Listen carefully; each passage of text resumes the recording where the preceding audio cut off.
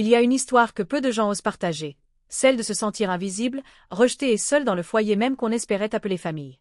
Pendant 5 longues années, Alice et Bob, les enfants de mon mari issus de son précédent mariage, m'ont traitée comme une étrangère. Ils ne m'ont jamais accueillie, ne m'ont jamais appelée belle-mère, ni rien de semblable. Au mieux, c'était juste mon prénom, la femme de papa. Je les ai invités à mon mariage, j'ai fêté leurs anniversaires, j'ai même essayé d'être amicale, mais je n'ai rencontré que silence, froideur et rejet catégorique. La solitude m'a hantée pendant d'innombrables nuits blanches, me tenant à l'écart tandis qu'ils riaient et partageaient des moments auxquels je n'avais jamais participé. Pourtant, il y a une vérité qu'ils n'ont jamais acceptée, la fortune que je laisserai derrière moi ne leur appartient pas. J'ai décidé de tout léguer à des œuvres caritatives qui comptent beaucoup pour moi. Lorsqu'ils l'ont appris, leur colère a explosé. Ils m'ont accusé d'avidité, d'égoïsme et de vouloir briser leur famille. Alors, suis-je vraiment le méchant de cette histoire? Pris entre amertume et sentiment de droit, j'ai choisi de parler honnêtement, de défendre mon droit de décider de mon héritage. Que s'est-il réellement passé? La vérité peut-elle guérir des blessures aussi profondes? Suivez-moi pour ce voyage, le chagrin, le conflit et les faibles lueurs d'espoir. Avant de commencer, laissez un commentaire pour nous indiquer la ville depuis laquelle vous regardez la vidéo. Bonne vidéo. Dès mon mariage avec John, je savais que ce ne serait pas facile. Ses enfants, Alice et Bob, étaient déjà grands, portant en eux les souvenirs et les cicatrices de leur propre histoire familiale. Mais rien ne m'avait préparé au silence glacial qui m'attendait, un silence si pesant qu'il couvrait chaque mot d'espoir que je tentais de prononcer. Ils ont refusé de venir à notre mariage. Je me souviens très bien de ce jour-là, l'air était lourd, l'absence de ceux qui auraient dû être les plus proches de nous. Pas de félicitations, pas d'accolades chaleureuses. Juste un vide là où aurait dû être la famille. Alice a dit un jour, crûment et cruellement. Pourquoi est-elle ici? C'est une affaire de famille, comme si j'étais un fantôme indésirable dans leur vie. Ces mots résonnaient dans mon esprit pendant d'innombrables nuits seules. Je restais éveillée, me demandant si j'étais le problème, ou si l'amour ne suffisait pas à franchir ce mur invisible entre nous. J'ai tout essayé, invitation à dîner, vœux d'anniversaire, petits gestes de gentillesse. Mais chaque tentative a été accueillie avec indifférence, voire un rejet catégorique. Être appelée femme de papa.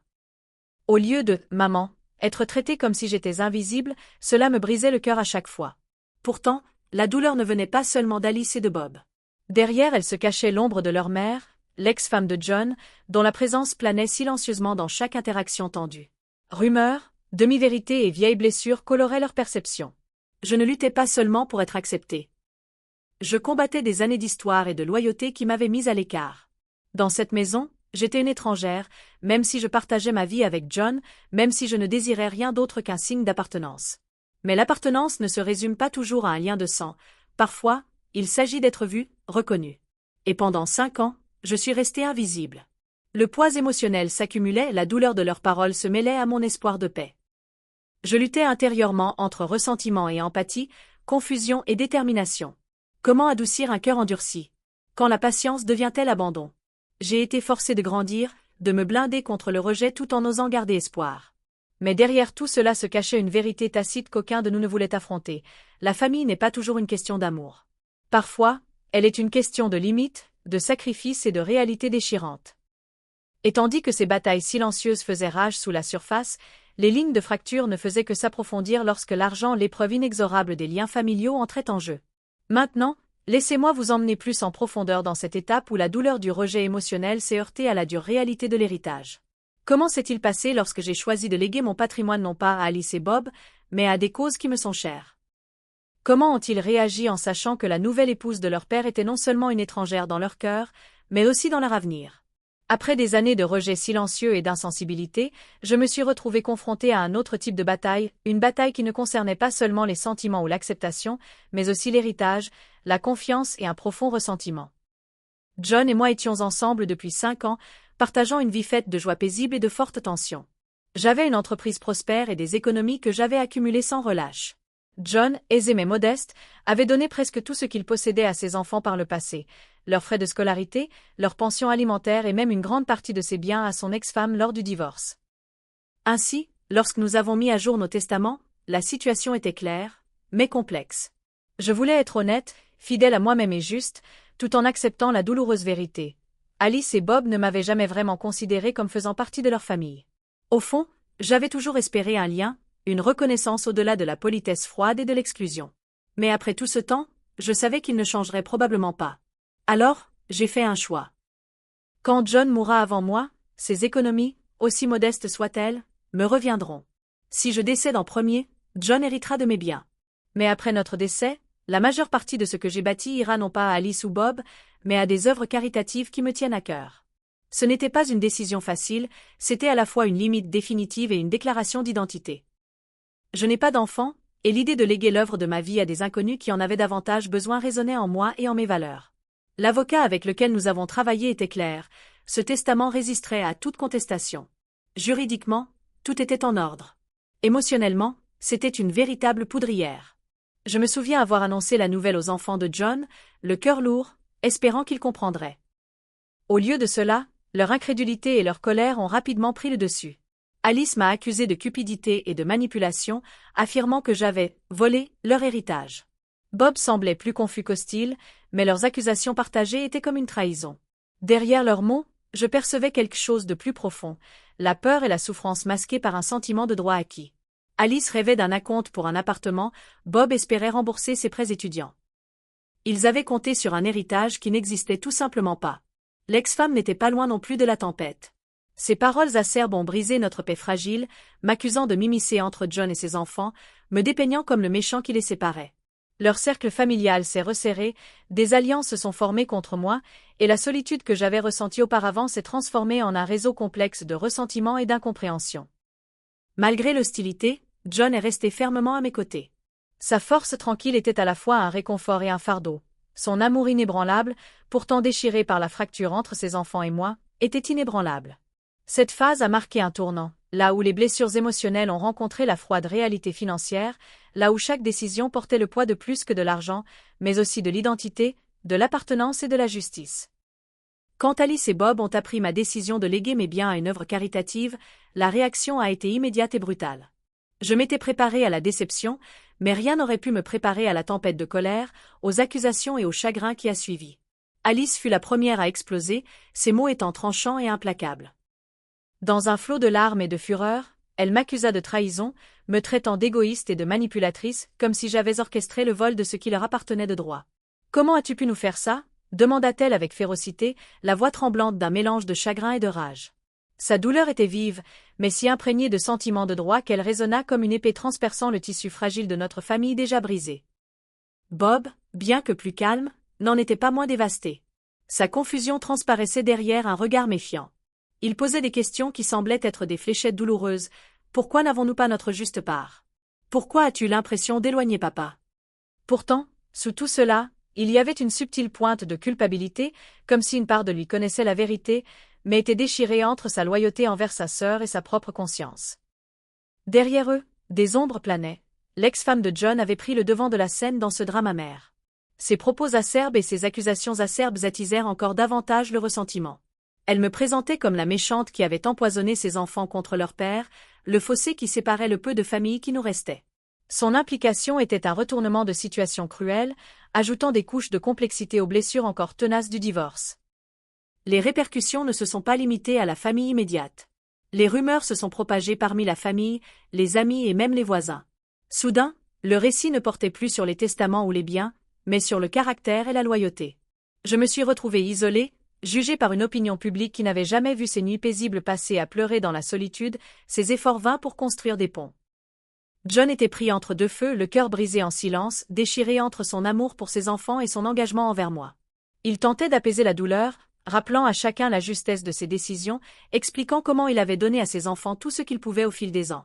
Mais ses paroles calmes se heurtaient au scepticisme, à la suspicion et à la déception. Plus il me défendait, plus il semblait isolé de sa propre chair et de son propre sang. J'étais aux prises avec une tempête d'émotions, tristesse, frustration et la question lancinante de savoir si l'amour familial était conditionné par l'acceptation ou par le sang. C'était comme une épreuve d'endurance implacable, où chaque accusation était plus profonde que la précédente. Mais au milieu de ce chaos, une prise de conscience s'est imposée à moi. Je ne pouvais ni réparer leur souffrance ni réécrire le passé. Maintenir ma décision n'était pas une question de punition, mais de survie, la survie de ma propre paix, de ma dignité et de mon identité au-delà de l'étiquette de « belle-mère ». Cette violente réaction a marqué un tournant décisif. Pourtant, ce n'était que le début d'une lutte plus longue et difficile pour trouver la compréhension, le respect et peut-être, un semblant de famille. Imaginez maintenant la tension qui a envahi la salle lorsque nous avons finalement décidé d'organiser une réunion de famille, un rassemblement destiné à éclairer les zones d'ombre, à confronter vérité et mensonge. Que s'est-il dit? Comment les émotions ont-elles déferlé? Et où cette confrontation nous a-t-elle tous menés? Le jour de la réunion de famille arriva avec une lourdeur presque suffocante. John et moi espérions que nous retrouver face à face et poser toutes les cartes sur la table, détails financiers, sentiments et vérité pourraient enfin dissiper le brouillard de suspicion et de colère. Mais ce qui se déroula fut bien plus intense, brutal et douloureux que je n'aurais pu l'imaginer. Lorsqu'Alice et Bob entrèrent dans la pièce, leurs expressions étaient réservées.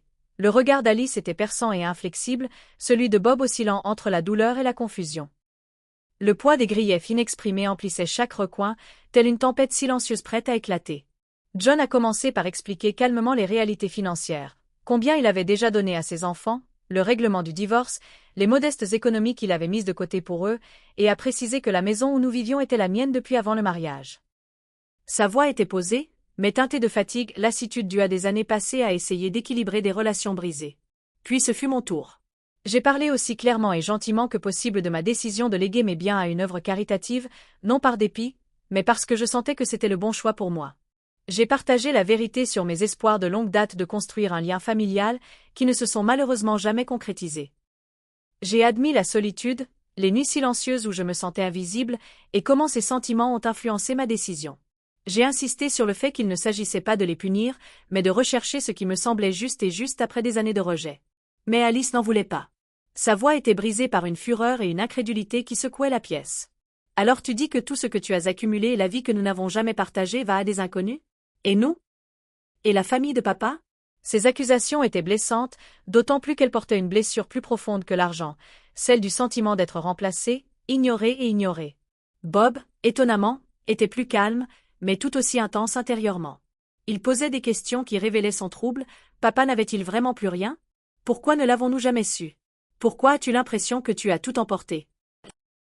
John, habituellement calme, laissa enfin apparaître des fissures dans son armure. On pouvait lire la douleur dans ses yeux lorsqu'il dit « Je vous aime tous les deux ». Cette discussion ne porte pas sur le choix de camp, mais sur l'égalité de l'amour. Mais c'est ainsi que les circonstances compliquées de la vie ont fini. La tension montait dans la pièce. Des voix s'élevaient, des sanglots menaçaient de se faire entendre et des larmes coulaient. Alice m'accusait de manipulation. J'avouais mes sentiments, mais refusais d'être dépeinte comme une méchante. Bob tentait de jouer les médiateurs, tiraillé entre sa sympathie pour sa sœur et une compréhension croissante de notre réalité. Au milieu de tout cela, John lança une supplique. Tu n'es pas obligé de l'accepter comme membre de ta famille, mais tu dois respecter ma relation avec elle. Ces mots rompirent momentanément le silence, une fragile tentative de paix. Mais cette paix fragile fut rapidement brisée. Alice sortit en trombe, furieuse et trahie. Bob s'attarda, tiraillé, mais cherchant une issue. Laissés derrière nous, John et moi étions assis dans un silence pesant, résonnant avec force des fractures de notre famille. J'éprouvais un mélange de soulagement d'avoir dit ma vérité, mais aussi une profonde tristesse face au fossé qui nous séparait encore. Cette rencontre était un champ de bataille d'émotions. Un affrontement entre les attentes et la réalité, l'amour et le ressentiment, l'acceptation et le rejet. Mais derrière la douleur se cache une vérité difficile mais nécessaire. Parfois, les réunions de famille ne sont pas une question d'harmonie mais une façon d'affronter la rupture de front. Les semaines qui ont suivi cette rencontre ont été marquées par le silence, les murmures et les tentatives fragiles de reconstruction. Mais au milieu de cette tourmente, une faible lueur d'espoir est apparue grâce à la franchise inattendue d'une personne. Après cette intense réunion de famille, un silence pesant, presque étouffant, régnait dans la maison. Les échos des voix élevées et des espoirs brisés persistaient, mais extérieurement, la communication était limitée entre nous. Alice se retrancha encore davantage dans ses murs de colère et de douleur, tandis que la distance avec Bob était plus douce, mais non moins douloureuse. Durant les longs jours calmes qui suivirent, l'absence était assourdissante. Les appels téléphoniques restaient sans réponse. Les messages restaient en suspens dans le vide numérique. Les tentatives de John pour contacter ses enfants se terminaient souvent par un silence décourageant ou des réponses sèches, et je me retrouvais à nouveau aux prises avec le poids écrasant de l'isolement. La fracture familiale n'était pas seulement émotionnelle, mais aussi sociale. Les rumeurs ont commencé à circuler, alimentées et amplifiées par l'ex-femme de John, qui a saisi l'occasion pour creuser le fossé entre nous. Elle m'a dépeint comme une étrangère impitoyable venue non seulement pour prendre ma place dans la vie de John, mais aussi pour partager ses biens, me présentant comme la méchante de leur saga familiale. C'était un récit à la fois cruel et infondé, mais il s'est rapidement répandu, empoisonnant les perceptions au-delà de notre foyer. Pendant ce temps, entre les murs de notre propre foyer, John luttait silencieusement contre sa douleur. Stoïque de nature, il laissait rarement paraître ses émotions, mais dans les moments d'intimité, je pouvais en voir les failles. Il avouait se sentir tiraillé entre sa loyauté envers ses enfants et le refuge qu'il avait trouvé auprès de moi. Son chagrin était palpable. Pris entre les liens anciens et les nouveaux départs, l'amour et la perte, noués dans un nœud douloureux. Au milieu de ce paysage fracturé, une lueur d'espoir surgit, Bob. Contrairement à sa sœur, dont la colère semblait impénétrable, Bob tendit la main doucement, avec hésitation, cherchant la compréhension plutôt que la confrontation. Ils voulaient parler au juste tous les deux loin du chaos des accusations et de la déception. Notre première rencontre fut hésitante. Je voyais la nervosité se dessiner sur son visage, reflétée par mon propre espoir prudent.